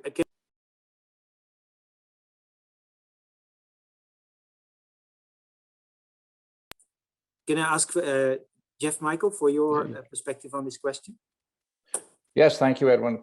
I am very optimistic about safe system implementation for motorcycle safety. As we all know, safe systems, one of the fundamental principles of safe systems is to reduce the amount of energy in the crash. And of course, motorcyclists are more vulnerable to crash energy than other road users. And so I think that motorcyclists will benefit greatly from, for example, road designs, improved intersection designs that reduce crash energy, reducing overall travel speeds, not only motorcycles, but also cars. That's going to help motorcycles survive collisions. Of course, vehicle technologies that are consistent with safe system principles, such as ABS and improved conspicuity will help. And I think upstream policy of the type indicated by Klaus Tingvall yesterday, policies that can separate riding from drinking, for example, will have a great effect on motorcycle safety. Thank you. Could I ask Veronique to display the video that we received from Mr. Loman? There is a question from the moderator regarding the most important policy measures or aspect leading to a significant improvement of motorcycle safety in Asia region. There is no one ultimate solution for reducing the motorcycle fatalities and injuries. We need to hold continuous the training for the motorcycle to improve their knowledge, awareness, and skill of riding a motorcycle. We suggest that mandatory pre-license training may present a barrier to completing a motorcycle licensing process, thus possibly indirect reducing crash, injury, death, and ovens rates through a reduction in exposure to riding a motorcycle. Adopting the new technologies such as smart traffic light and traffic control system, artificial intelligence, the use of telematics and automotive technology can contribute to prevent and reduce the number of road-related accidents and to improve road safety. But please bear in mind, it is not all new technology can be applied to other regions, since each region has its own uniqueness. They are always to be considered between the cost and the benefit of the implementation of new technology. Last but not least, roadway factors, including roadway and roadside design elements, should play an important role in determining the risk of traffic accident. At first, road engineering factors include those where a road detect directly triggers a crash, where some element of the road environment mislead a road user and thereby creates human errors. 2030 is not an ultimate goal, since we should continuously updating and developing our understanding and awareness on safety riding on challenging situations and adapt to it considerately. That's all my answer. Thank you for all your attention. Thank you, Veronique, and thank you, Mr. Loman. Could I ask Antonio for your perspective on the question?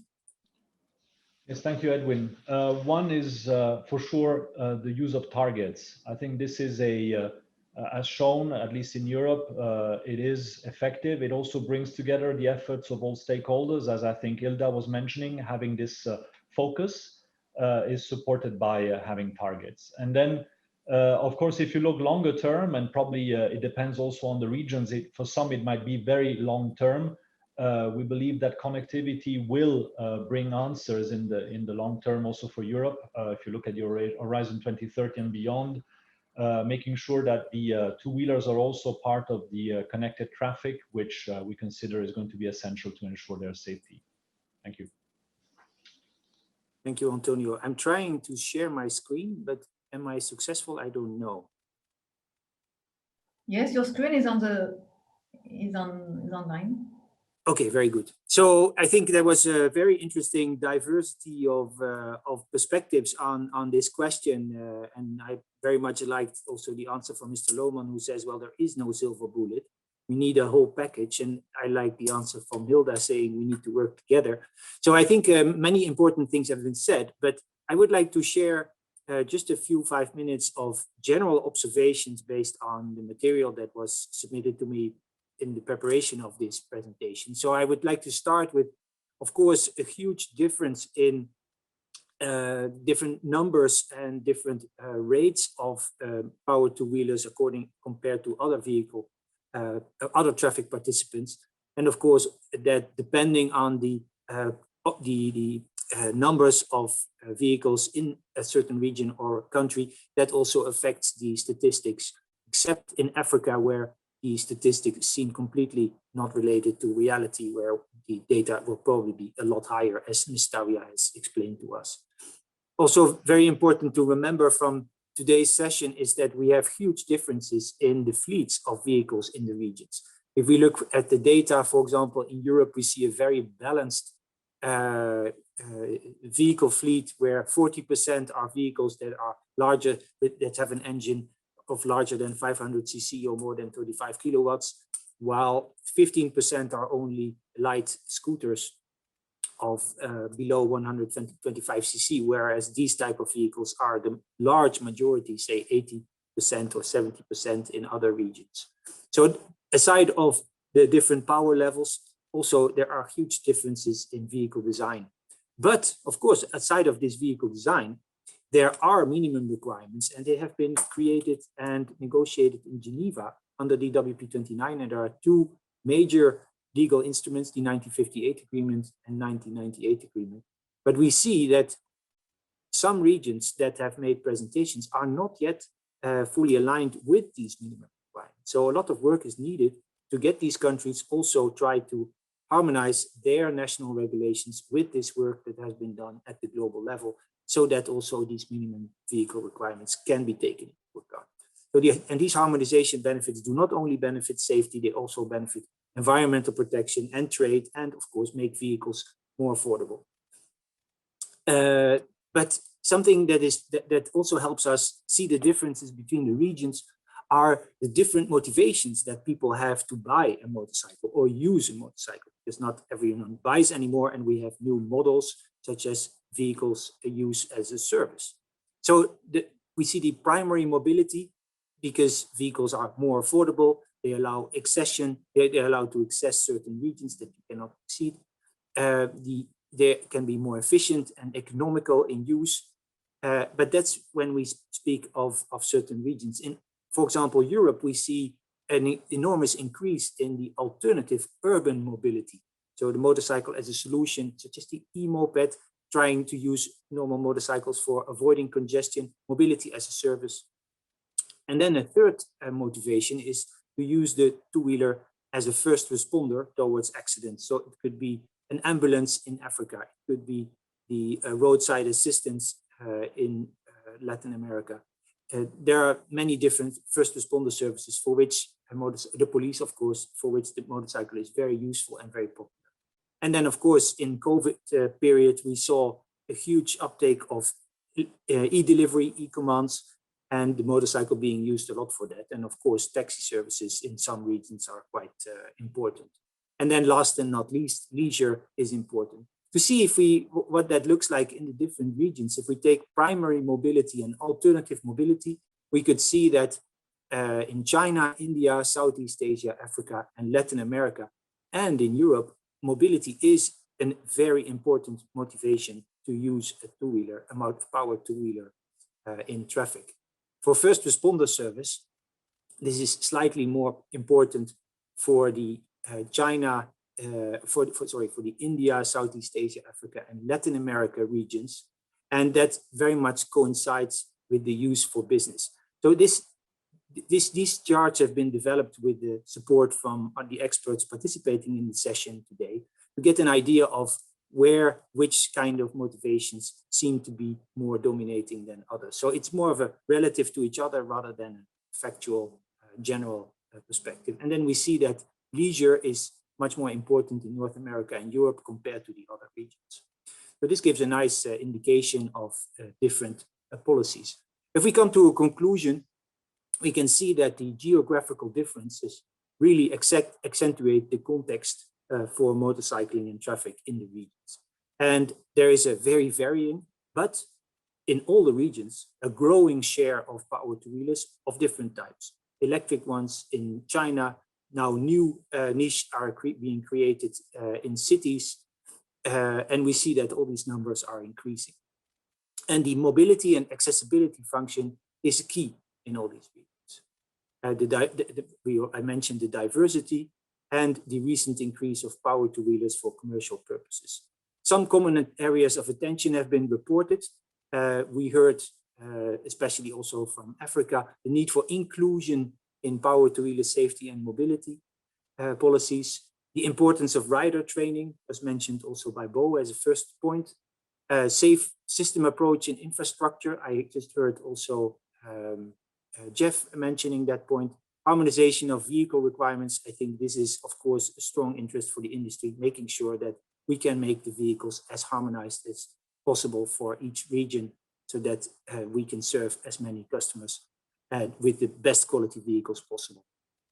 And then, of course, the importance of accident data and investigations. All of this, and coming to the point that Hilda Maria made, to develop towards safe and sustainable motorcycling, we need policy support and we need to develop policies altogether.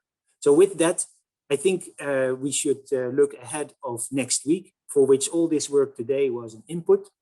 Next week on 15, 16, and 17, I hope you have been receiving invitations for these sessions.